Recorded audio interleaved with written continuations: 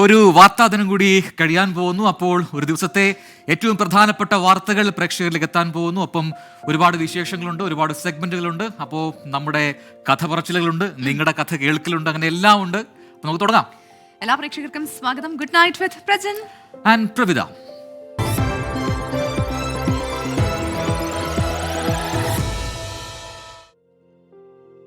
അപ്പോൾ നമ്മൾ ഇന്ന് ഈ TV കണ്ടവർക്കൊക്കെ അറിയാം, പ്രേക്ഷകർക്ക് അറിയാം ഇന്നത്തെ ഏറ്റവും പ്രധാനപ്പെട്ട സംഭവം അത് എന്തായിരുന്നുവെന്ന്. അങ്ങനെ മലയാളികളെയൊക്കെ ഞെട്ടിച്ചുകൊണ്ട് അമ്മ താരസംഘടനയിലെ മുഴുവൻ നേതൃനിരയിലുള്ള താരങ്ങളെല്ലാം അവിടുന്ന് രാജിവെച്ചു.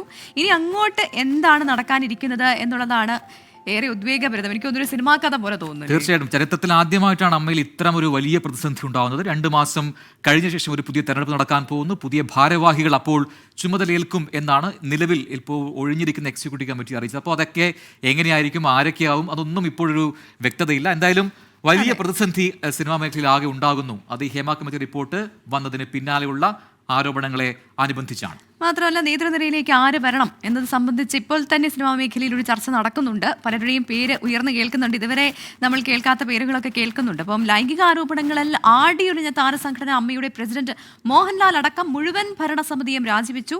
നേതൃനിരയിൽ താനിരുന്നപ്പോൾ ഉണ്ടായ വിവാദങ്ങൾ മനസ്സ് വേദനിപ്പിച്ചുവെന്നാണ് എക്സിക്യൂട്ടീവ് യോഗത്തിൽ വികാരാധീനനായി മോഹൻലാൽ പറഞ്ഞത്.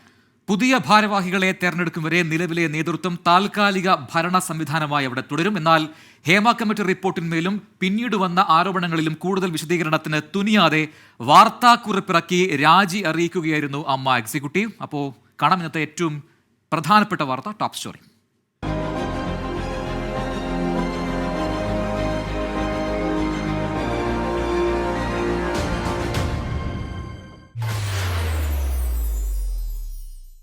ഹേമ കമ്മിറ്റി റിപ്പോർട്ടിലെ വെളിപ്പെടുത്തലുകളിൽ താരസംഘടന അമ്മ ആടിയുലയുമ്പോഴാണ് ഗത്യന്തരമില്ലാതെ മോഹൻലാലിനുൾപ്പെടെ രാജിവെച്ചൊഴിയേണ്ടി വന്നത്. സംഘടനയ്ക്കുള്ളിലെ കടുത്ത ഭിന്നതയും നേതൃത്വത്തിന്റെ കൂട്ടരാജിയിലേക്ക് എത്തിച്ചു. എക്സിക്യൂട്ടീവ് കമ്മിറ്റി ചേരുന്നതുവരെ കാത്തിരിക്കണമെന്ന് മറ്റു താരങ്ങൾ അഭ്യർത്ഥിച്ചെങ്കിലും കാര്യങ്ങൾ കൈവിട്ടതോടെ മറ്റു മാർഗമില്ലാതായി. ഓൺലൈനിൽ ചേർന്ന അടിയന്തര എക്സിക്യൂട്ടീവ് യോഗത്തിൽ മോഹൻലാൽ വികാരാധീനനായി. 17-അംഗ ഭരണസമിതിയിൽ കൂട്ടരാജി. ഇക്കാര്യത്തിലും ഭിന്നാഭിപ്രായമുയർന്നു. ജഗദീഷും ജയൻ ചേർത്തലയും എതിരഭിപ്രായം ഉന്നയിച്ചെങ്കിലും ഒടുവിൽ വഴങ്ങുകയായിരുന്നു. രാജിപ്രഖ്യാപനം വാർത്താക്കുറിപ്പിൽ ഒതുക്കണമെന്നായിരുന്നു ഒരുമിച്ചുള്ള തീരുമാനം. ആരോപണങ്ങളിൽ വിശദീകരണം നൽകേണ്ടി വരുമെന്ന ആശങ്കയിലാണ് വാർത്താ സമ്മേളനം ഒഴിവാക്കിയത്. ഒളിച്ചോട്ടമല്ലെന്ന എക്സിക്യൂട്ടീവ് അംഗം ജോയി മാത്യു. പൊതുവെ നമ്മളെ രാജ്യത്ത് ഒരു ഭരണസമിതിയിൽ കേന്ദ്രത്തിൽ ഉള്ള ആൾക്കാർ എന്തെങ്കിലും ഒരു ആരോപണം നേരിട്ടാൽ, പ്രത്യേകിച്ച് ലൈംഗിക ആരോപണം, സ്ത്രീകൾക്ക് നേരെയുള്ള അതിക്രമമൊക്കെ ആരോപിക്കപ്പെട്ടാൽ അവർ രാജിവെച്ചതോടെ തീരുക. പക്ഷേ ഇത് ഞങ്ങൾ വേറെ മാതൃകയാക്കാണ്. ഭരണസമിതി മൊത്തം ഈ ഒരു ധാർമ്മിക പ്രശ്നത്തിൻ്റെ പേരിൽ രാജിവെക്കണം. അമ്മയെ നവീകരിക്കാനും ശക്തിപ്പെടുത്താനും കെൽപ്പുള്ള പുതിയ നേതൃത്വം ഉണ്ടാവട്ടെ എന്ന വാർത്താക്കുറിപ്പിൽ മോഹൻലാൽ കുറിച്ചു. 2 മാസത്തിന് ശേഷം നടക്കുന്ന തെരഞ്ഞെടുപ്പിൽ യുവനിര നേതൃസ്ഥാനത്തേക്ക് വരണമെന്നാണ് പൊതുവികാരം. പൃഥ്വിരാജ്, കുഞ്ചാക്കോ ബോബൻ, ടൊവിനോ തോമസ് അടക്കമുള്ളവരെ മത്സരിപ്പിക്കാനും നീക്കം നടക്കുന്നുണ്ട്. 3 പതിറ്റാണ്ടിനിടയിലെ ഏറ്റവും വലിയ പ്രതിസന്ധി കാലഘട്ടത്തിലൂടെയാണ് കഴിഞ്ഞ ദിവസങ്ങളിൽ അമ്മ കടന്നുപോയത്. അപ്പോഴും താരങ്ങൾക്കെതിരായ ലൈംഗികാരോപണങ്ങളിൽ സംഘടനയ്ക്ക് മറുപടിയില്ല. പുതിയ ഭരണസമിതിയിൽ തലമുറ മാറ്റം ഉണ്ടാകുമോ എന്നതാണ് ഇനി ശ്രദ്ധേയം. കൊച്ചിയിൽ നിന്ന് അശ്വിൻ പാലാഴി, 24.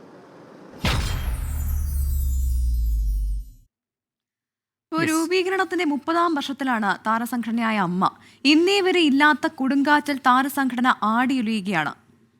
എന്നാലും സ്വന്തം അംഗം ആക്രമിക്കപ്പെട്ട വിഷയത്തിൽ അടക്കം നീതിയോ നിലപാടോ ഇല്ലാതെ അമ്മ നേതൃത്വത്തിലെ സൂപ്പർ സ്റ്റാറുകൾ മൗനം പൂണ്ടിരുന്നു. അന്ന് സിനിമയിലെ വനിതകൾ സംഘടിച്ചതും അമ്മ നേതൃത്വം നിരന്തരം ചോദ്യം ചെയ്യപ്പെട്ടു തുടങ്ങിയതും ഒടുവിൽ സംഘടനയുടെ അടിത്തറയിളക്കി എന്ന് വേണം പറയാൻ. തിലകന്റെ കനപ്പെട്ട ശബ്ദം ഉയർന്ന കാലത്താകും താരസംഘടന അമ്മയൊന്ന് വിറച്ചത്. തിലകനെ പുകച്ചു പുറത്താക്കിയപ്പോൾ നേതൃത്വത്തെ വെല്ലാൻ പോന്ന ശബ്ദങ്ങൾ ദുർബലവുമായിരുന്നു. താരാധിപത്യത്തെ ആരും ചോദ്യം ചെയ്യില്ലെന്ന ആത്മവിശ്വാസം സംഘടനയുടെ തലപ്പത്ത് കണക്കിലേറെയുമായിരുന്നു. 2017-ൽ കൊച്ചി നഗരത്തിൽ നടി ആക്രമിക്കപ്പെടും വരെ ചോദ്യം ചെയ്യപ്പെടാത്ത ആധിപത്യം. സഹപ്രവർത്തക അതിക്രൂരമായി പീഡനം നേരിട്ടപ്പോൾ ഇതേ സംഘടനയിലെ മറ്റൊരു താരം പ്രതിസ്ഥാനത്ത് വന്നപ്പോൾ സംഘടന നിലപാടില്ലാതെ നിന്നു. അത് ചോദ്യം ചെയ്തപ്പോൾ ഇരുവരും അമ്മയുടെ മക്കളാണെന്ന് പറഞ്ഞ് ആക്രോശിക്കുകയായിരുന്നു മുകേഷും ഗണേഷ് കുമാറും. എല്ലാം കണ്ട് മമ്മൂട്ടിയും മോഹൻലാലും കണ്ടില്ലെന്ന് നടിച്ചു.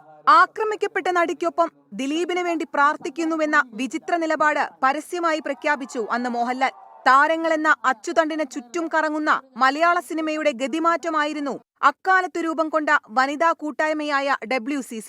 WCCയുടെ നിരന്തര പോരാട്ടങ്ങളുടെ ഫലമായിരുന്നു ഹേമ കമ്മിറ്റി. 4 വർഷത്തിനു ശേഷം കമ്മിറ്റി പുറത്തുവിട്ട റിപ്പോർട്ടിൽ ആടിയുലഞ്ഞത് അമ്മയുടെ നേതൃത്വമായിരുന്നു. സംഘടനയ്ക്കുള്ളിൽ നിന്ന് ഇങ്ങനെ വിമർശനവും സമ്മർദ്ദവുമേറിയ മറ്റൊരു കാലമുണ്ടായിട്ടുമില്ല. എങ്ങനെ ബാധിക്കണമോ അങ്ങനെ തന്നെ ബാധിക്കണം. ഇത് ആരോപണങ്ങളുണ്ടെങ്കിൽ പഴുതടച്ചുള്ള അന്വേഷണങ്ങൾ ഉണ്ടാകണം. അന്വേഷണത്തൊടുവിൽ കുറ്റകൃത്യങ്ങൾ തെളിയിക്കപ്പെട്ടാൽ മാതൃകാപരമായ ശിക്ഷാ നടപടികൾ ഉണ്ടാകണം. അന്ന് നടി ആക്രമിക്കപ്പെട്ടപ്പോൾ നിസ്സംഗതയോടെ നിന്നു അമ്മയുടെ നേതൃത്വം. ഇപ്പോൾ നിസ്സഹായരുമാണ്. പുതിയ നേതൃത്വം അമ്മയെ നവീകരിക്കുകയും ശക്തിപ്പെടുത്തുകയും ചെയ്യട്ടെ എന്ന രാജി അറിയിച്ചുള്ള കുറിപ്പ് ചോദ്യം ചെയ്തവരോടുള്ള മറുപടിയാണോ?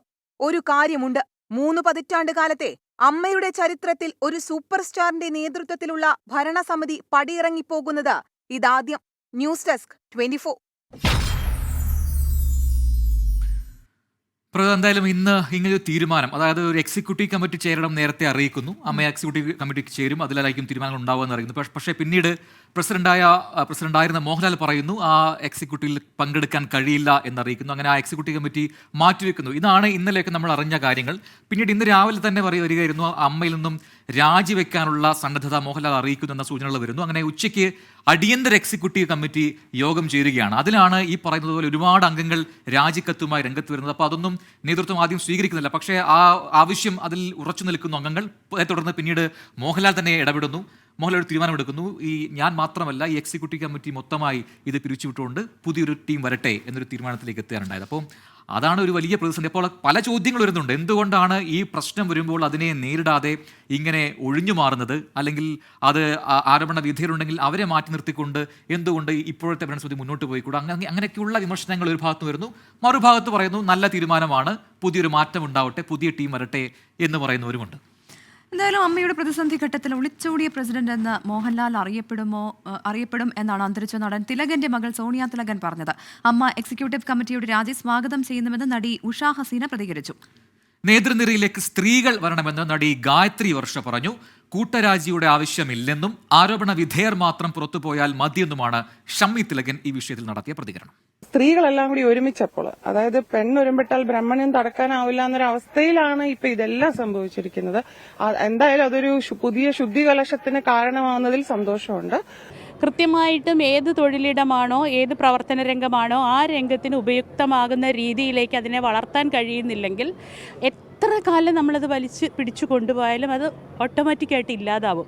ഇനി വരുന്ന ഭരണസമിതിയെങ്കിലും, അമ്മ സംഘടനയിൽ വരുന്ന ഭരണസമിതിയെങ്കിലും ഞങ്ങളുടെ ആവശ്യങ്ങൾ ഇത്തരത്തിലുള്ള അംഗങ്ങളെ കൂട്ടിക്കൊണ്ട് ഞങ്ങളെ കേൾക്കുന്ന സ്ത്രീകൾക്ക് സുരക്ഷിതമായ ഒരിടം, എന്തെങ്കിലും പ്രശ്നമുണ്ടെങ്കിൽ പോലും ഞങ്ങൾക്ക് വേണ്ടി സംസാരിക്കുന്ന ആൾക്കാരെയും ഉൾക്കൊള്ളിച്ചുകൊണ്ടുള്ള ഒരു ഭരണസമിതി വരണം. എനിക്ക് തോന്നുന്നത് അതൊരിടത്തിയേട്ടമായി പോയി. കാര്യം ആവശ്യമില്ലാത്തൊരു പരിപാടിയായിപ്പോ എല്ലാവരും കൂടെ രാജിവെക്കേണ്ട കാര്യമില്ലായിരുന്നു. ആരോപിതരായിട്ടുള്ള ആൾക്കാർ മാത്രം രാജിവെച്ചാൽ മതിയായിരുന്നു. ഒരു അനിശ്ചിതത്വം ഉണ്ടായില്ലേ അംഗങ്ങളില്. പ്രസിഡന്റിൽ ഇപ്പോൾ ഏറ്റവും പ്രധാനപ്പെട്ട ഒരു തീരുമാനം അല്ലെങ്കിൽ ഒരു പ്രതികരണം വരുന്നത് അത് അമ്മ ഈ ഭരണസമിതിയുടെ കൂട്ടരാജി, അതിൽ ഏറ്റവും പ്രധാനപ്പെട്ട ഒരു പ്രതികരണം നമ്മൾ തേടുന്നത് WCCയുടെ ഭാഗത്തു നിന്നാണ്. മാറ്റങ്ങൾക്കായി ഒന്നിച്ചു നിൽക്കാമെന്ന് ഫേസ്ബുക്ക് പോസ്റ്റ് കുറിച്ചിരിക്കുകയാണ് WCC. നീതിയുടെയും അഭിമാനത്തിന്റെയും ഭാവി രൂപപ്പെടുത്തുക നമ്മുടെ കടമയാണെന്നും WCC പറയുകയാണ്.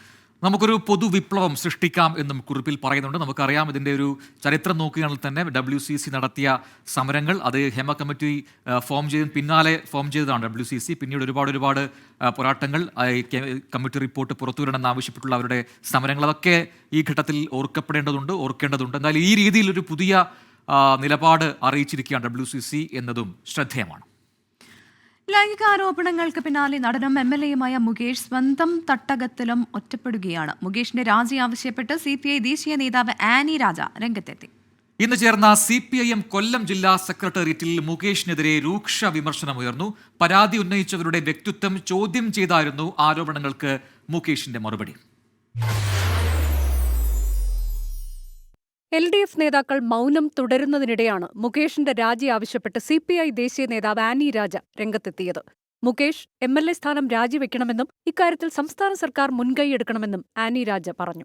ഈ MLA പദവിയിലിരിക്കുന്ന മുകേഷിനെ അദ്ദേഹം ആ സ്ഥാനത്തു നിന്നും മാറി നിൽക്കണം. അദ്ദേഹം ആ സ്ഥാനം രാജിവെച്ചുകൊണ്ട് അദ്ദേഹം അത് സ്വമേധയാ ചെയ്യുന്നില്ല എങ്കിൽ സംസ്ഥാന സർക്കാർ അക്കാര്യം ഉറപ്പുവരുത്തണം. CPIM കൊല്ലം ജില്ലാ സെക്രട്ടേറിയറ്റിൽ മുകേഷിനെതിരെ രൂക്ഷ വിമർശനമുയർന്നു. മുകേഷിനെ പൂർണ്ണമായി കൈയൊഴിയുന്ന നിലപാടായിരുന്നു സെക്രട്ടേറിയറ്റ് അംഗങ്ങളുടേത്.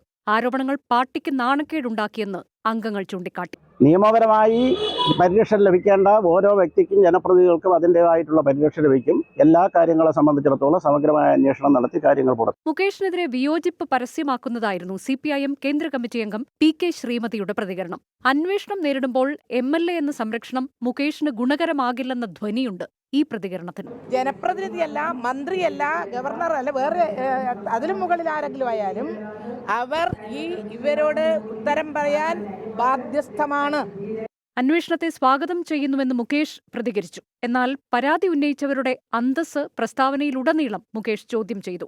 അവസരം ചോദിച്ചു വന്ന് കിട്ടാത്തവരുടെ ഭീഷണിയായാണ് പരാതിയെ മുകേഷ് വിശേഷിപ്പിച്ചത്. ചിലർ പണം ആവശ്യപ്പെട്ട് വാട്സാപ്പ് സന്ദേശം അയച്ചെന്നും അതിന് വഴങ്ങാത്തതാണ് പരാതിക്ക് കാരണമെന്നും മുകേഷ് പറഞ്ഞു. പുരോഗമന കലാസാഹിത്യ സംഘവും സിനിമാ മേഖലയിലെ സഹപ്രവർത്തകരും തള്ളിപ്പറഞ്ഞ മുകേഷിന് CPIM എത്രനാൾ സംരക്ഷണ വലയം തീർക്കുമെന്നാണ് ചോദ്യം.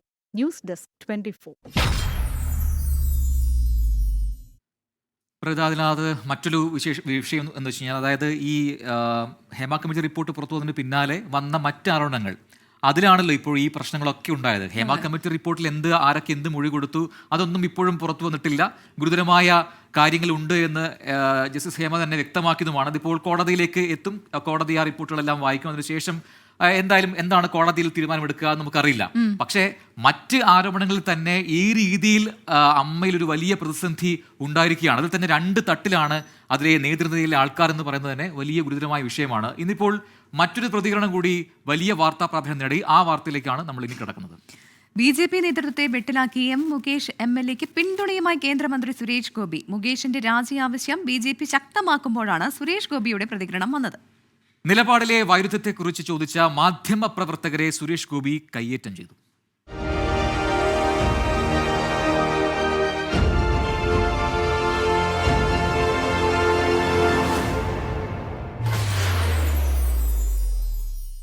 കേന്ദ്രമന്ത്രി സ്ഥാനത്തേക്കാൾ പ്രധാനം സിനിമയാണെന്ന് പറഞ്ഞ സുരേഷ് ഗോപിയുടെ നിലപാട് സംസ്ഥാന BJPക്കെതിരായിരുന്നു.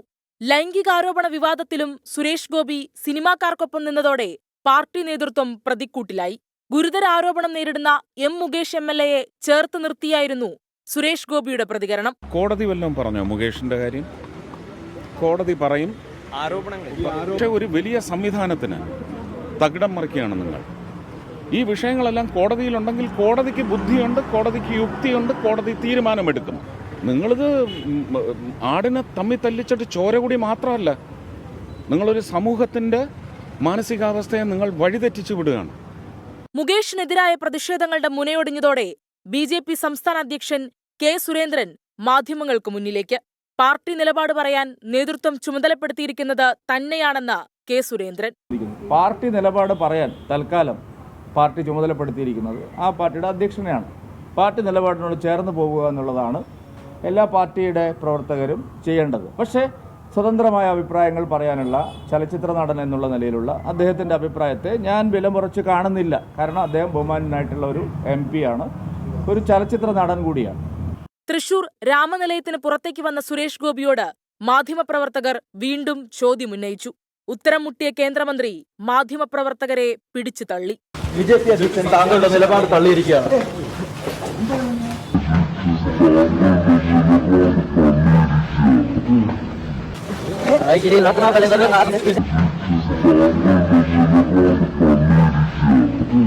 പറഞ്ഞത് മാധ്യമപ്രവർത്തകരോടാണെങ്കിലും എന്റെ വഴി എന്റെ അവകാശമാണെന്ന സുരേഷ് ഗോപിയുടെ വാക്കുകൾ BJP സംസ്ഥാന നേതൃത്വത്തിനുള്ള മറുപടി കൂടിയാണ്. News desk 24.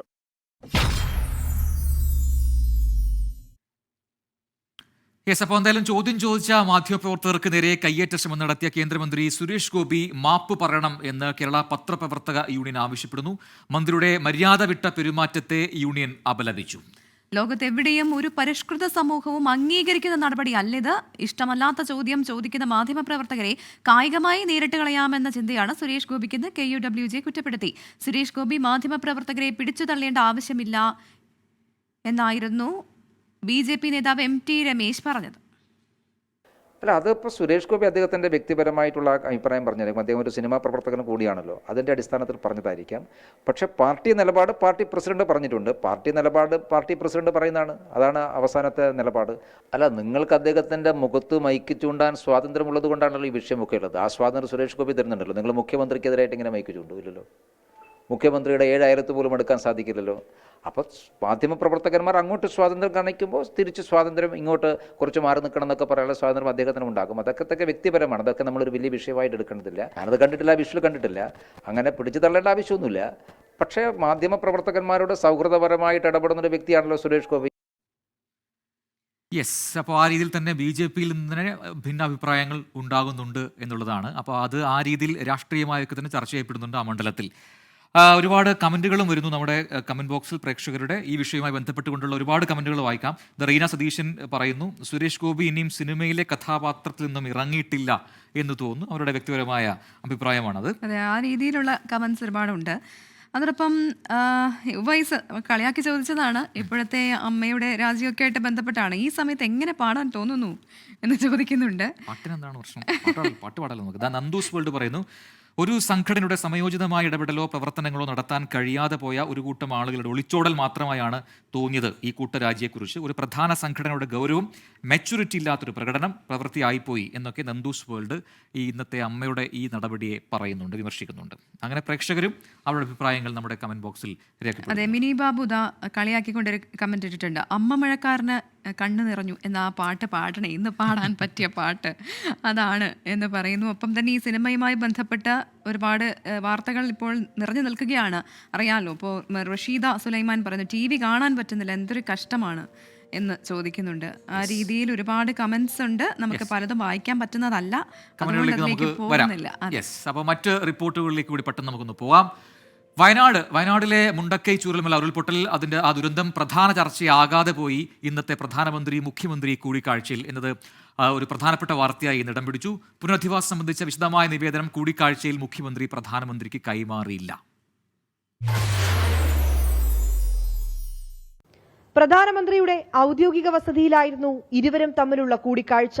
അരമണിക്കൂറോളം നീണ്ട കൂടിക്കാഴ്ചയിൽ വയനാട് പ്രാഥമിക ചർച്ചകളിൽ മാത്രം ഒതുങ്ങി. വിശദമായ നിവേദനം മുഖ്യമന്ത്രി പിണറായി വിജയൻ കൈമാറിയില്ല. സന്ദർശനത്തിൽ കേരളത്തിന്റെ ഉപഹാരം പ്രധാനമന്ത്രിക്ക് കൈമാറി. വീണ്ടും അധികാരത്തിലെത്തിയ നരേന്ദ്രമോദിയെ മുഖ്യമന്ത്രി അഭിനന്ദിച്ചു. വയനാട് സന്ദർശിച്ച പ്രധാനമന്ത്രി സ്ഥിതിഗതികൾ വിലയിരുത്തി വിശദമായ നിവേദനം സമർപ്പിക്കാൻ കേരളത്തോട് ആവശ്യപ്പെട്ടിരുന്നു. ഇതിന് പിന്നാലെയായിരുന്നു മുഖ്യമന്ത്രിയുടെ സന്ദർശനം. വയനാട് പുനരധിവാസ പാക്കേജിനായി 2000 കോടി രൂപയുടെ സഹായമാണ് കേരളം പ്രതീക്ഷിക്കുന്നത്. വയനാട് ഉരുൾപൊട്ടലിനെ ദേശീയ ദുരന്തമായി പ്രഖ്യാപിച്ച് കേന്ദ്രം കൂടുതൽ സഹായം അനുവദിക്കണമെന്ന് പ്രതിപക്ഷം ഉൾപ്പെടെ ആവശ്യപ്പെട്ടിരുന്നു. ന്യൂമോണിയ ബാധയെ തുടർന്ന് എയിംസിൽ ചികിത്സയിൽ കഴിയുന്ന CPIM ജനറൽ സെക്രട്ടറി സീതാറാം യെച്ചൂരിയെയും മുഖ്യമന്ത്രി സന്ദർശിച്ചു. 24 ഡൽഹി. അപ്പോൾ എന്തായാലും വലിയ പ്രതീക്ഷയുണ്ടായിരുന്നു. ആ രീതിയിൽ പ്രാഥമികമായ കാര്യങ്ങൾ മാത്രമാണ് ചർച്ചയായത്. ഈ പറയുന്നത് പോലെ എന്താണ് യഥാർത്ഥത്തിൽ നമ്മുടെ ആവശ്യം, അതിൻ്റെ വ്യാപ്തി, അതെല്ലാം പ്രധാനമന്ത്രിക്കും ബോധ്യപ്പെട്ടതാണ്. ഒപ്പം മുഖ്യമന്ത്രി അത് അറിയിക്കും കാര്യമായി തന്നെ എന്നാണ് നമ്മൾ കരുതുന്നത്. പക്ഷേ അത് പ്രാഥമികമായ ഒരു ചെറിയ ചർച്ചകൾ മാത്രമേ നടന്നുള്ളൂ എന്നാണ്. നിവേദനം കൈമാറിയിട്ടുമില്ല എന്ന് പറയുമ്പോൾ അതിൽ എന്താണ് അടുത്ത പ്രതികരണങ്ങൾ, സർക്കാർ എന്താണ് അതിൽ പറയുന്നത്, അവർ വിശദീകരണം എന്താണെന്നൊക്കെ അടുത്ത ദിവസങ്ങളിൽ പുറത്തുവരാം. ഈ കൊൽക്കത്തയിൽ ഒരു ഡോക്ടറെ ബലാത്സംഗം ചെയ്ത് കൊലപ്പെടുത്തിയ വാർത്ത അത് പ്രേക്ഷകർ മറന്നിട്ടുണ്ടാകാൻ വഴിയില്ല. അതിൽ വനിതാ ഡോക്ടറുടെ കൊലപാതകത്തിൽ മുഖ്യമന്ത്രി മമതാ ബാനർജിയുടെ രാജി ആവശ്യപ്പെട്ട് നടന്ന പ്രതിഷേധത്തിനിടെ വൻ സംഘർഷമുണ്ടായി. സംസ്ഥാനത്ത് BJP നാളെ 12 മണിക്കൂർ ബന്ദ് പ്രഖ്യാപിച്ചിട്ടുണ്ട്. ബംഗാളിൽ കലാപമുണ്ടാക്കാനുള്ള ശ്രമമാണെന്ന് തൃണമൂൽ കോൺഗ്രസ് കുറ്റപ്പെടുത്തുകയാണ്. കേസിലെ മുഖ്യപ്രതി സഞ്ജയ് റോയ് ഉപയോഗിച്ച ബൈക്കിന്റെ ഉടമസ്ഥത സംബന്ധിച്ചും വിവാദം ഉയർന്നു കഴിഞ്ഞു.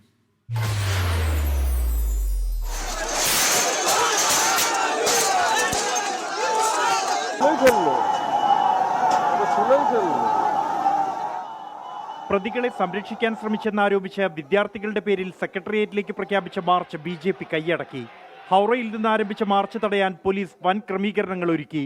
ബാരിക്കേഡ് തകർക്കാൻ ശ്രമിച്ച പ്രതിഷേധക്കാർ പോലീസിന് നേരെ കല്ലെറിഞ്ഞു. പോലീസ് ലാത്തി വീശി, കണ്ണീർവാതക ഗ്രനേഡും ജലപീരങ്കിയും പ്രയോഗിച്ചു.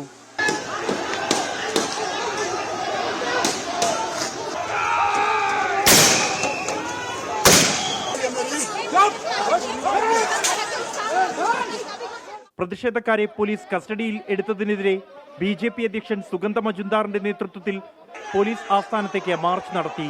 BJP നാളെ ബംഗാൾ ബന്ദിന് ആഹ്വാനം ചെയ്തു.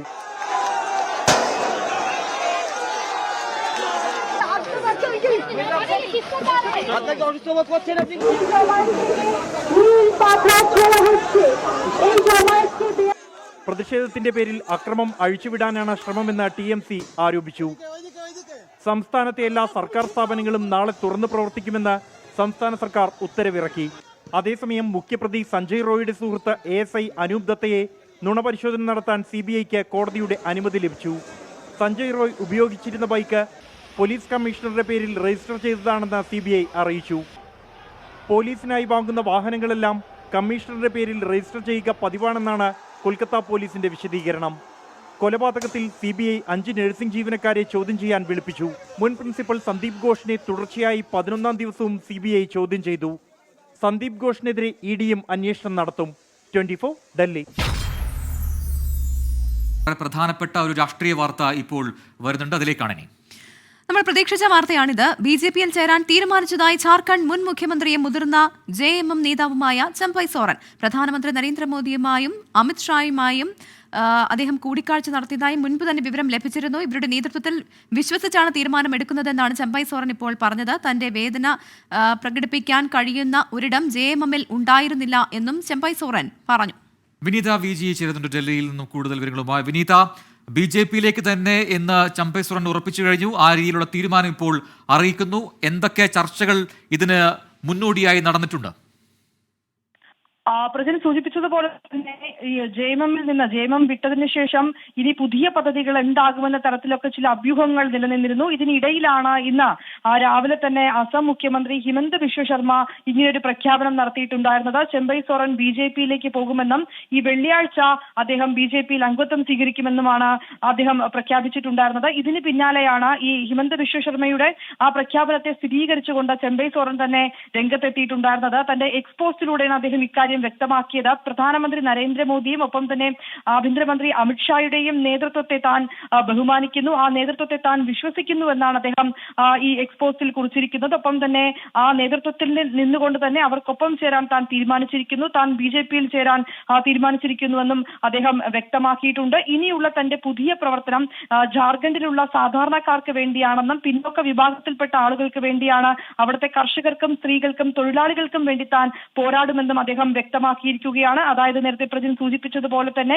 ഈ JMM വിട്ടതിനു ശേഷം BJPയിലേക്ക് പോകുമെന്ന തരത്തിലുള്ള ചില അഭ്യൂഹങ്ങൾ ആദ്യഘട്ടത്തിൽ ഉണ്ടായിരുന്നുവെങ്കിലും അതൊക്കെ തന്നെ ചെമ്പൈ സോറൻ തന്നെ തള്ളിയിട്ടുണ്ടായിരുന്നു. പിന്നീട് ഡൽഹിയിലെത്തിയ അദ്ദേഹം താൻ വ്യക്തിപരമായിട്ടുള്ള ചില ആവശ്യങ്ങൾക്കായാണ് എത്തിയതെന്ന് പറഞ്ഞിരുന്നു. പക്ഷെ പിന്നീട് തന്നെ ആഭ്യന്തര മന്ത്രി അമിത്ഷായുമായും ചെമ്പൈ സോറൻ കൂടിക്കാഴ്ച നടത്തിയിരുന്നു. ഇതുൾപ്പെടെയുള്ള ഫോട്ടോയും സോഷ്യൽ മീഡിയയിൽ പ്രചരിച്ചിട്ടുണ്ടായിരുന്നു.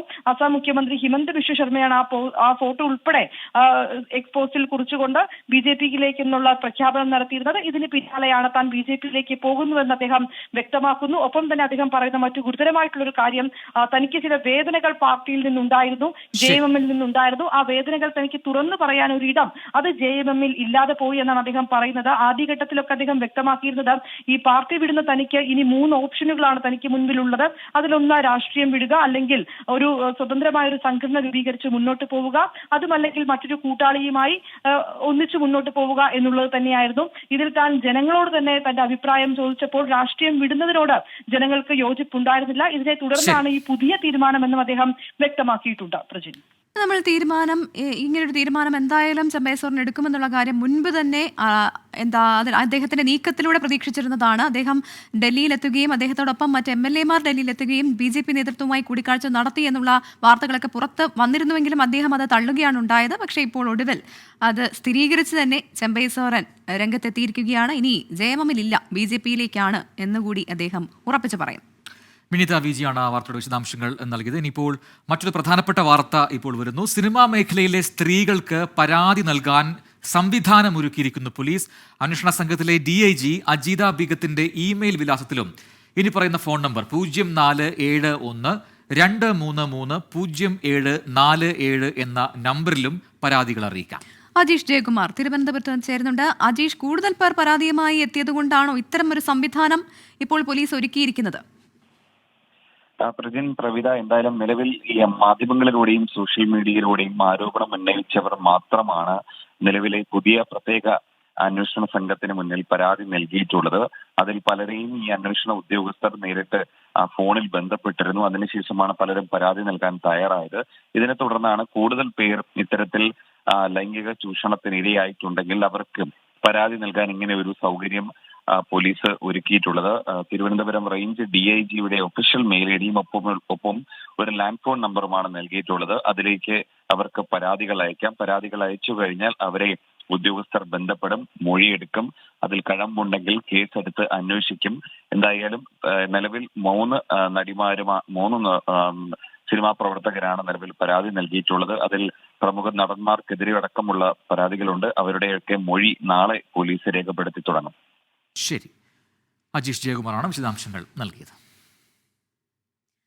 ലൈംഗികാരോപണം ഉന്നയിച്ച സ്ത്രീകൾക്കെതിരെ പരാതിയുമായി ഇടവേള ബാബു സംസ്ഥാന പോലീസ് മേധാവിക്കും പ്രത്യേക അന്വേഷണ സംഘത്തിനും ഇമെയിൽ വഴിയാണ് പരാതി നൽകിയത്. ഗൂഢാലോചനയുടെ ഭാഗമായാണ് തനിക്കെതിരെ ആരോപണം ഉന്നയിച്ചത്. പരാതിയിൽ കൃത്യമായ അന്വേഷണം നടത്തണമെന്നും ഇടവേള ബാബു ആവശ്യപ്പെടുന്നു. നിയമോപദേശം തേടിയ ശേഷം തുടർ നടപടിയുമായി മുന്നോട്ടു പോകുമെന്നും ഇടവേള ബാബു അറിയിച്ചു. നമ്മൾ വയനാട്ടിലേക്ക് പോവുകയാണ്. മുണ്ടക്കൈ ചൂരൽമല ഉരുൾപൊട്ടലിന് ശേഷം ദുരിതാശ്വാസ ക്യാമ്പുകളായി പ്രവർത്തിച്ചിരുന്ന സ്കൂളുകൾ 28 ദിവസങ്ങൾക്ക് ശേഷം തുറന്നു. താൽക്കാലിക പുനരധിവാസം പൂർത്തിയായ പശ്ചാത്തലത്തിലാണ് ഇന്ന് ക്ലാസുകൾ തുടങ്ങിയത്. ദുരന്തബാധിത മേഖലകളിൽ ഈ മാസം 30-ന് നിയമസഭാ പരിസ്ഥിതി സമിതി സന്ദർശനം നടത്തും. ഉരുൾപൊട്ടലിന്റെ നീറുന്ന ഓർമ്മകൾ താണ്ടി വിദ്യാർത്ഥികൾ വീണ്ടും സ്കൂളിലേക്കെത്തി. ദുരിതാശ്വാസ ക്യാമ്പുകളായി പ്രവർത്തിച്ചിരുന്ന സ്കൂളുകളാണ് തുറന്നത്. ചൂരൽമലയിൽ നിന്നുള്ള ഹിന, മുഹമ്മദ് നൈഷാൻ, ശരൺ. ദുരന്തം കവർന്ന ഈ 3 വിദ്യാർത്ഥികളെയും അനുസ്മരിച്ച് മേപ്പാടി ഹയർ സെക്കൻഡറി സ്കൂളിൽ അസംബ്ലി നടന്നു. കൂട്ടുകാർക്കായി മൗനപ്രാർത്ഥന.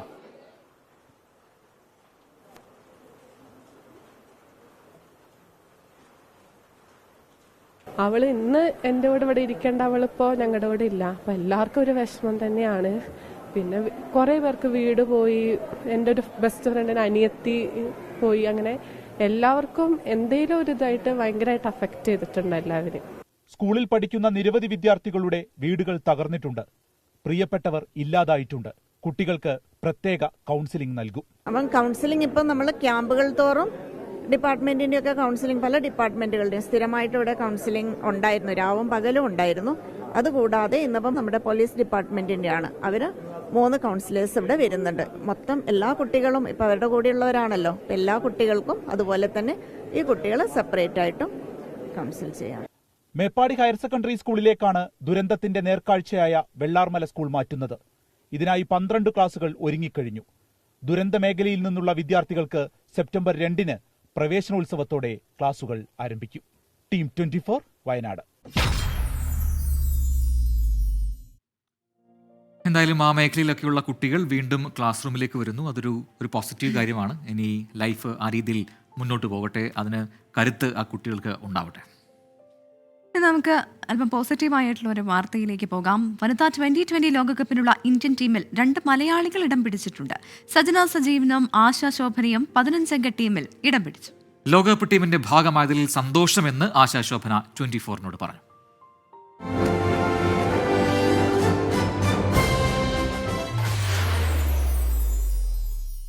ടീം ഇന്ത്യയുടെ ലോകകപ്പ് പോരാട്ടങ്ങൾക്ക് കരുത്തേകാൻ 2 മലയാളി താരങ്ങൾ. വയനാട്ടുകാരി സജന സജീവനും തിരുവനന്തപുരം സ്വദേശി ആശാ ശോഭനയും ലോകകപ്പിനുള്ള ഇന്ത്യയുടെ 15-അംഗ ടീമിൽ. ലോകകപ്പ് ടീമിൽ ഇടം നേടുന്ന ആദ്യ മലയാളി വനിതകളെന്ന ചരിത്ര നേട്ടം ഇനി സജനയ്ക്കും ആശയ്ക്കും സ്വന്തം. ഹർമൻപ്രീത് കൗർ നയിക്കുന്ന ടീമിന്റെ വൈസ് ക്യാപ്റ്റൻ സ്മൃതി മന്ദാന, ഷഫാലി വർമ്മ, ദീപ്തി ശർമ്മ, ജമീമ റോഡ്രിക്സ്, റിച്ച ഘോഷ്, യസ്തിക ഭാട്ടിയ, പൂജ വസ്ത്രാക്കർ, രേണുക സിംഗ് താക്കൂർ, അരുന്ധതി റെഡ്ഡി, ദയാലൻ ഹേമലത, രാധ യാദവ്, ശ്രേയങ്ക പാട്ടീൽ എന്നിവരാണ് ടീമിലെ മറ്റംഗങ്ങൾ. ടീമിൽ ഇടം നേടിയ സന്തോഷം ആശ ആദ്യമായി പങ്കുവച്ചത് 24-ലൂടെ. കുറച്ചു മുമ്പാണ് അറിഞ്ഞത് വേൾഡ് കപ്പ് ടീമിൽ സെലക്ഷൻ കിട്ടിയെന്ന്. വളരെ സന്തോഷമുണ്ട്. ഇപ്പോൾ എന്നെ മാത്രമല്ല, എൻ്റെ കൂടെ വേറൊരു മലയാളി താരമായ സജന ഉണ്ടായതിൽ വളരെ സന്തോഷമുണ്ട്. അപ്പോൾ എല്ലാവരുടെ പ്രാർത്ഥനയൊക്കെ വേണം. ഒക്ടോബർ 3 മുതൽ UAE-യിൽ വെച്ചാണ് ലോകകപ്പ്. 4-ന് ന്യൂസിലാൻഡിനെതിരെയാണ് ഇന്ത്യയുടെ ആദ്യ മത്സരം. 6-ന് പാകിസ്ഥാനെയും 9-ന് ശ്രീലങ്കയെയും 13-ന് നിലവിലെ ചാമ്പ്യന്മാരായ ഓസ്ട്രേലിയയെയും ടീം ഇന്ത്യ നേരിടും. ബംഗ്ലാദേശിലെ സുരക്ഷാ പ്രശ്നങ്ങൾ മൂലം ടൂർണമെന്റ് UAE-യിലേക്ക് മാറ്റുകയായിരുന്നു. Sports desk 24. യെസ്, അപ്പോൾ അതെന്തായാലും അഭിമാനമാണ്. 2 മലയാളികൾ ഇന്ത്യൻ ടീമിൽ ഇടം പിടിച്ചിരിക്കുന്നതും വേൾഡ് കപ്പ് കളിക്കാൻ പോവുകയാണ്. കമന്റ് ബോക്സിലൂടെ ഞാൻ ജസ്റ്റ് ഒന്ന് പെട്ടെന്ന് വളരെ വേഗം പോവുമായിരുന്നു. നല്ല കമന്റ്സ് ഒക്കെ ഉണ്ടായിരുന്നു, പക്ഷെ അത് റീന സതീശൻ പറഞ്ഞു, പ്രവിത നൈസായിട്ട് എൻ്റെ കമന്റ് മിനി ബാബുവിന് കൊടുത്തല്ലേ, സൂര്യകിരീടം ഞാനാ പറഞ്ഞത്, സാരമില്ല, ഞങ്ങൾ ഫ്രണ്ട്സ് ആയതുകൊണ്ട് പ്രശ്നമാക്കുന്നില്ല എന്ന് പറയുകയാണ്. സോറി ചേച്ചി, എനിക്ക് കമന്റ് വായിച്ചത് മാറിപ്പോയതാണ് കേട്ടോ. അതോടൊപ്പം വരുവാനില്ല ആരും ഈ വിജനമാമി വഴി അത് പാടുമോ എന്ന് റിയൽ മീഡിയ ഫിൽമി പറയുന്നുണ്ട്. എത്ര പേർ കമന്റ് സെൻഡ് ചെയ്യുന്നുണ്ട്, അവർക്ക് ആഗ്രഹം ഉണ്ടാവില്ലേ സ്വന്തം കമന്റ് വായിച്ച് കേൾക്കാൻ എന്ന് പവിത്രൻ പറയുന്നുണ്ട്. ഷാജി പോയിൽ പറയുന്നു, ഈ പരിപാടി കാരണം എൻ്റെ +2 ഗ്രൂപ്പിൽ ചാറ്റ് ചെയ്യാൻ പറ്റുന്നില്ല, ഈ പരിപാടി കാണാതിരിക്കാനും പറ്റുന്നില്ല, 2 പടം കാണാനും ഉണ്ട്, ഇത് കണ്ടു കഴിയുമ്പോൾ 11:30 ആകും, പിന്നെ ഉറക്കവുമാകും, ഇതിനൊരു മാറ്റം വേണം. ഷാജേനെ പറയുന്നത് നിർത്തി പോകണം എന്നാണോ? ഷാജേനെ പറയുന്നത് എൻ്റെ കമന്റ് വായിക്കാൻ വേണ്ടി നാളെ ഞാൻ പോയി കൂടോത്രം ചെയ്യും എന്ന് പറയുന്നുണ്ട്. അങ്ങനെ രസകരമായിട്ടുള്ള കമന്റ്സ് ഒക്കെ ഉണ്ട്. ജെറിൻ പറയുന്നുണ്ടോ, പ്രജിൻ പ്രവിത പാട്ട് പാടണം, കുഞ്ഞാപ്പ പറയുന്നതിന് കേൾക്കണ്ട എന്ന് പറയുന്നു. എന്താ കുഞ്ഞാപ്പയുടെ ഒരു കമന്റ് ഉണ്ടായിരുന്നു, നമ്മൾ പാടണ്ട, വാർത്ത വായിച്ചാൽ എന്ന് പറഞ്ഞിരുന്നല്ലോ. അപ്പോൾ അതിന് കൗണ്ടറാണ് ജെറിൻ കൊടുക്കുന്നത്. അപ്പോൾ അങ്ങനെ പ്രേക്ഷകർ നമ്മളെ സപ്പോർട്ട് ചെയ്തും എതിർത്തും വിമർശിച്ചും നിങ്ങളുടെ അഭിപ്രായങ്ങളൊക്കെ പറഞ്ഞും നിർദ്ദേശങ്ങളൊക്കെ നൽകിയൊക്കെ കമന്റ് ബോക്സിൽ നിറയുന്നുണ്ട്. അപ്പോൾ നമ്മൾ കമന്റിലേക്ക് എത്താം. നാഷണൽ സെക്യൂരിറ്റി ഗാർഡ് മേധാവിയായി B. ശ്രീനിവാസനെ നിയമിച്ചു. നളിൻ പ്രഭാത് ജമ്മു കാശ്മീർ സ്പെഷ്യൽ DGP-ആയി ചുമതലയേറ്റ ഒഴിവിലാണ് നിയമനം. പൂജപ്പുര സെൻട്രൽ ജയിലിൽ നിന്ന് രക്ഷപ്പെട്ട കൊലക്കേസ് പ്രതി പിടിയിൽ. മണികണ്ഠനെ പിടികൂടിയത് മധുരയിൽ നിന്ന്. കോഴിക്കോട് കൊയിലാണ്ടി കൊല്ലത്ത് വയോധികൻ ട്രെയിൻ തട്ടി മരിച്ചു. മരിച്ചയാളെ തിരിച്ചറിഞ്ഞിട്ടില്ല. മംഗളൂരു തിരുവനന്തപുരം എക്സ്പ്രസ് ആണ് ഇടിച്ചത്. ആലപ്പുഴ വണ്ടാരം മെഡിക്കൽ കോളേജ് ആശുപത്രിയിലെ ശുചിമുറിയിൽ ഒളി ക്യാമറ സ്ഥാപിച്ച ജീവനക്കാരൻ അറസ്റ്റിൽ. പിടിയിലായത് ആറാട്ടുപുഴ സ്വദേശി സുനിലാൽ. കോഴിക്കോട് മുക്കത്ത് പെട്രോൾ ഒഴിച്ച് തീ കൊളുത്തി ആത്മഹത്യയ്ക്ക് ശ്രമിച്ചത് മണാശ്ശേരി സ്വദേശി ആനന്ദ്. ഗുരുതരമായി പൊള്ളലേറ്റ ആനന്ദ് ആശുപത്രി. ജയ്ഷാ അന്താരാഷ്ട്ര ക്രിക്കറ്റ് കൗൺസിലിന്റെ പുതിയ ചെയർമാൻ എതിരില്ലാ തെരഞ്ഞെടുക്കപ്പെട്ടു. N. ശ്രീനിവാസനും ശശാ മനോഹറിനും ശേഷം ICC ചെയർമാനാകുന്ന 3ാമത്തെ ഇന്ത്യക്കാരൻ. ഇപ്പോൾ വരുന്നൊരു വാർത്തയിലേക്ക് വളരെ വേഗം പോവുകയാണ്. കാക്കനാട് കരുമക്കാട് ലഹരിയുമായി കോളേജ് വിദ്യാർത്ഥികൾ പിടിയിലായി. ഹെറോയിനും കഞ്ചാവും അടക്കമുള്ള ലഹരി വസ്തുക്കളും എക്സൈസ് സംഘം പിടിച്ചെടുത്തിട്ടുണ്ട്. S. ശ്യാംകുമാർ നൽകുന്നതിന് കൂടുതൽ വിവരങ്ങൾ ടെലിഫോൺ ലൈനിൽ ചേരുന്നു. ശ്യാം കൊച്ചിയിൽ നിന്നും. ശ്യാം, എന്താണ് വിവരങ്ങൾ? ഇന്ന് വൈകുന്നേരം നടത്തിയ റെയ്ഡിൽ എക്സൈസ് സംഘം നടത്തിയ റെയ്ഡിലാണ് കരുമക്കാട് ഒരു വാടക വീട്ടിൽ, അത് KM കോളേജിലെ വിദ്യാർത്ഥികൾ താമസിക്കുന്ന വീടാണ്, അതിന്റെ മുകളിലെ ഒരു മുറിയിൽ നിന്ന് 1 കിലോ കഞ്ചാവ്, ഹാഷിഷ് ഓയിൽ എന്നിവ പിടികൂടിയിരിക്കുന്നത്. ഈ വിദ്യാർത്ഥികൾ ഈ മുറിയിലുണ്ടായിരുന്നവർ ഇത് ഉപയോഗിക്കാനുള്ള ആരംഭത്തിലായിരുന്നു. ഈ സമയത്താണ് എക്സൈസ് സംഘം അവിടെ എത്തുകയും ഇത് പിടികൂടുകയും ചെയ്തിരിക്കുന്നത്. നിലവിലവിടെ പരിശോധനകൾ തുടരുകയാണ്. കോളേജ് വിദ്യാർത്ഥികൾ വാടകയ്ക്കെടുത്ത് താമസിക്കുന്ന വീട്ടിലാണ് ലഹരി ഉപയോഗത്തിന് ശ്രമം നടന്നിരുന്നത്. 1 കിലോ കഞ്ചാവ് ഉള്ളതിനാൽ വിദ്യാർത്ഥികളെ അറസ്റ്റ് ചെയ്യുമെന്നുള്ളത് തന്നെയാണ് എക്സൈസ് വ്യക്തമാക്കിയിരിക്കുന്നത്. കോളേജ് വിദ്യാർത്ഥികൾ തന്നെയാണ് ഇപ്പോൾ പിടിയിലായിരിക്കുന്ന എല്ലാവരും. ശരി, S. ശ്യാംകുമാറാണ് കൊച്ചിയിൽ നിന്നും വിശദാംശങ്ങൾ നൽകിയത്. യെസ്, അപ്പോൾ നേരത്തെ പറഞ്ഞ ഒരു പ്രേക്ഷകൻ നമ്മുടെ സ്ക്രീനിന്റെ ഭാഗമാകാൻ എത്തിയിട്ടുണ്ട്. ഗൾഫിൽ നിന്നാണ് പ്രേക്ഷകൻ നമ്മുടെ സ്ക്രീനിലേക്ക് എത്തുന്നത്. Hello, hi Hashim. Hi Hashim. Yes, Rahul. Rahul. Hi Rahul, മസ്കറ്റിൽ നിന്നും രാഹുലാണ്. ഹായ്. അതെ, good evening. Good evening. Good evening. സുഖമായിരിക്കുന്നു രാഹുൽ? ഓ, സുഖമായിരിക്കുന്നു. നിങ്ങളെ ഷോ കാണാറുണ്ട്, നന്നായി പോകുന്നു. Thank you. എന്ത് ചെയ്യുന്നു അവിടെ? ഞാനൊരു നാട്ടില് ഇരിങ്ങാലക്കുട, തൃശ്ശൂര്. എന്ത് ചെയ്യുന്നു അവിടെ? ഇവിടെ ഒരു ലോജിസ്റ്റിക്സ് കമ്പനിയിലാണ്, ഒരു ഫിനാൻസിന്റെ സെക്ഷനിൽ വർക്ക് ചെയ്യാണ്. ഫാമിലി ഇപ്പൊ നാട്ടിലാണ്. അവരിവിടെ ഉണ്ടായിരുന്നു മുന്നേ. നാട്ടിലാണ്. വീട്ടില് അച്ഛനമ്മ, വൈഫ്, ഒരു കുട്ടി 4 വയസ്സ് കഴിഞ്ഞു. 24 കാണുന്നവരാണോ? അതെ, കാണുന്നുണ്ട്. രാഹുൽ ഇങ്ങനെ മുൻപ് ട്രൈ ചെയ്തിട്ടുണ്ടായിരുന്നോ, അതോ ഇന്നാണോ ആദ്യമായിട്ട് ട്രൈ ചെയ്യുന്നത്? ഞാൻ കുറെ ദിവസമായി ട്രൈ ചെയ്യുന്നു. ഫൈനലി ഇന്നാണ് കിട്ടിയത്. ഓക്കെ, അപ്പൊ അത് സന്തോഷം നമുക്കും. രാഹുൽ, അപ്പൊ നമ്മള് ഈ പറയുന്നത് പോലെ എല്ലാ ബുള്ളറ്റിനുകളും കാണാറുണ്ടാവുമായിരിക്കും. നമ്മുടെ 100 ന്യൂസ് തുടങ്ങിയ എല്ലാ ബുള്ളറ്റിനുകളും രാഹുൽ നിങ്ങളുടെ ഈ ഷോ കാണാറുണ്ട്. ബാക്കി പറഞ്ഞ പോലെ വർക്ക് ടൈമൊക്കെ മോസ്റ്റ്ലി വീക്കെൻഡിലാണ്. വീക്കെൻഡിൽ മോസ്റ്റ് ഷോസ് കാണാറുണ്ട്. രാഹുലിന് സജഷൻ ബാക്കി എന്താണുള്ളത്? day നമ്മുടെ അറിയാം. ഷോയുമായി ബന്ധപ്പെട്ട് എന്തെങ്കിലും സജഷൻ ഉണ്ടോ? കുറയ്ക്കാനോ കൂട്ടാനോ ഇല്ല, ഇപ്പൊ എന്തെങ്കിലും? നല്ല രീതിയിൽ പോകുന്നുണ്ട്. പ്രത്യേകിച്ച് വേറെ സജഷൻസ് ഒന്നും ഇല്ല. നല്ല അത് രീതിയിൽ രാഹുലിന് പോകുന്നുണ്ട്. ഇഷ്ടമാണ്. അപ്പൊ ഇത് ഇപ്പൊ Okay. ഈ പോകുന്ന രീതിയിൽ പോയാൽ മതി എന്നാണ് Yes. രാഹുൽ പറയുന്നത് അല്ലേ? Thank you so much Rahul. അപ്പോൾ നമുക്ക് വീണ്ടും കാണാം. ഓക്കെ, വീട്ടിലെവരുടെ അന്വേഷണം പറയാം. ബൈ. തുടർന്ന് ഇനിയും 24 കാണുക, ഒപ്പം തന്നെ നമ്മുടെ ഈ ഷോയും കാണുക. അപ്പോൾ നമുക്കിനി അടുത്തൊരു റിപ്പോർട്ടിൽ ഒരു സ്പെഷ്യൽ റിപ്പോർട്ടാണ്. പലതരം കൃഷി രീതികൾ നമ്മൾ കണ്ടിട്ടുണ്ട്. ജീൻസ് ഉപയോഗിച്ച് കൃഷി രീതി കണ്ടിട്ടുണ്ടോ? കണ്ടിട്ടില്ല. അങ്ങനൊരു വെറൈറ്റി കൃഷി രീതിയുണ്ട്. അത് വികസിപ്പിച്ചെടുത്ത ആൾ ഒരു വലിയ ആളാണ്. 8ാം ക്ലാസ്സുകാരനാണ്. കർഷകനുള്ള മികച്ച കർഷകനുള്ള പുരസ്കാരം നേടിയ 8ാം ക്ലാസ് വിദ്യാർത്ഥിയാണ് ഇതിന് പിന്നിൽ. അഭിനവ് എന്നാണ് പേര്. അതെ, കൊച്ചി നോർത്ത് പറവൂരിലാണ് ഈ മിടുക്കന്റെ വീട്. അപ്പൊ എങ്ങനെയാണ് ഈ കൃഷി രീതി എന്നൊക്കെ നമുക്കൊന്ന് കണ്ട് വരാം.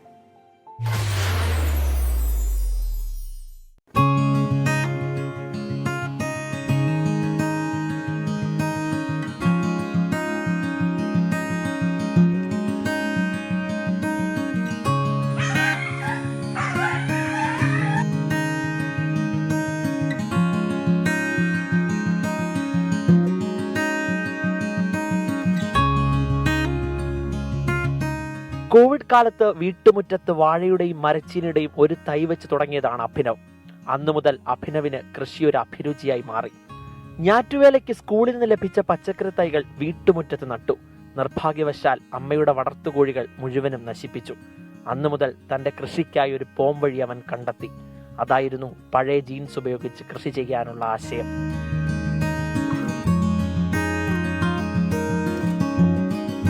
പഞ്ചായത്തിൽ നിന്ന് തൈകൾ തന്നു. നിലത്ത് നട്ടപ്പോൾ അത് പറ്റണില്ല. അമ്മ കുറേ കോഴികളൊക്കെ വളർത്തണമായിരുന്നു. ഐറ്റിങ്ങൾ വന്ന് കുത്തി തിന്നു. ഞങ്ങളുടെ ഈ ബാക്കിയും ഈ സ്ഥലവും മഴ പെയ്ത് കഴിഞ്ഞാൽ ഭയങ്കര വെള്ളക്കെട്ടാണ്. അത് കാരണം പിന്നെ നേരത്തെ നട്ട് കഴിഞ്ഞാൽ ചീഞ്ഞു പോകും ചെടി. അതിൻ്റെ കുറച്ച് പൊക്കത്തിൽ നടാനായിട്ട്. എറണാകുളം വടക്കൻ പറവൂർ സ്വദേശി അഭിനവ് FMCT ഹൈസ്കൂളിൽ 8ാം ക്ലാസ് വിദ്യാർത്ഥിയാണ്. കരുമാലൂർ പഞ്ചായത്തിലെ മികച്ച കർഷകനുള്ള അവാർഡ് നേടിയ അഭിനവിന്റെ വലിയ ആഗ്രഹമായിരുന്നു പ്രതിപക്ഷ നേതാവ് VD സതീശൻ വീട്ടിലെത്തണമെന്നും അഭിനന്ദിക്കണമെന്നും. ഒടുവിൽ അത് നടന്നു. സൈക്കിളും സമ്മാനങ്ങളുമായി സതീശൻ നേരിട്ട് അഭിനവിനെ കാണാനെത്തി. ആഗസ്റ്റ് 15 ഇവിടെ വന്നിട്ടുണ്ടായിരുന്നു. അപ്പോൾ നിനക്ക് എന്തെന്നാ വേണ്ടതെന്ന് ചോദിച്ചു. ഞാൻ പറഞ്ഞു എനിക്കൊരു സൈക്കിള് വാങ്ങണം, പിന്നെ അത് വന്ന് കാണണമെന്ന് പറഞ്ഞു. പിന്നെ അവിടെ വെച്ച് കഴിഞ്ഞാൽ എനിക്ക് കുറേ ഗിഫ്റ്റ് കാര്യങ്ങളൊക്കെ തന്ന്, ബാഗ്, ഒരു കൊല്ലത്തേക്ക് പഠിക്കാനുള്ള ബുക്ക്, സാധനങ്ങൾ എല്ലാം തന്ന്. മകന്റെ കൃഷി അത്ര ഗൗരവത്തോടെ എടുത്തിരുന്നില്ലെന്നും നേട്ടത്തിൽ ഒരുപാട് സന്തോഷമെന്നും അമ്മ രേണുകയും അച്ഛൻ സുനിലും. ഇപ്പം ഞാനും മൂത്ത മോനും കൂടി ഇത് കളിയാക്കി.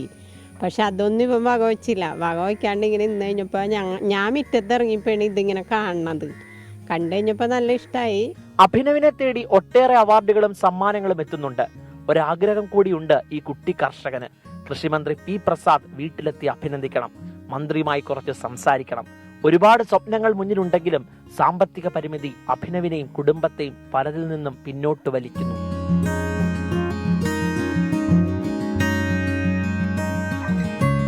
കൊച്ചിയിൽ നിന്നും സച്ചിൻ ചന്ദ്രയ്ക്കൊപ്പം YS അഭിനന്ദ്, 24. അപ്പൊ കുട്ടി അഭിനവ് അടിപൊളിയാണ് അല്ലേ? അതായത് നമ്മുടെ രാജ്യത്തെ നോക്കിക്കഴിഞ്ഞാൽ കൃഷിക്കാരാണ് ഏറ്റവും കൂടുതലുള്ളതെന്ന് പറയാറുണ്ട്. അപ്പം അത്തരത്തിൽ നല്ല രീതിയിൽ ഈ കൃഷിയൊക്കെ ചെയ്ത് ഇനിയും നമ്മുടെ രാജ്യത്തിനൊക്കെ മുതൽക്കൂട്ടാവട്ടെ. ഇതുപോലത്തെ നല്ല നല്ല കൃഷി രീതികളൊക്കെ പരീക്ഷിക്കട്ടെ. അതെ, അപ്പോൾ അങ്ങനെ നല്ലൊരു കൃഷിപാഠം മുന്നോട്ട് വെച്ചുകൊണ്ടാണ് ഈ അഭിനവിന്റെ സ്റ്റോറിയിലാണ് നമ്മൾ ഇന്ന് നിർത്തുന്നത്. അപ്പോൾ ഒരുപാട് വിശേഷങ്ങളും വാർത്തകളുമായി നമുക്ക് നാളെ വീണ്ടും കാണാം രാത്രി 10:30. അപ്പോൾ എല്ലാ പ്രേക്ഷകർക്കും ശുഭരാത്രി നേരുന്നു. Good night. Good night.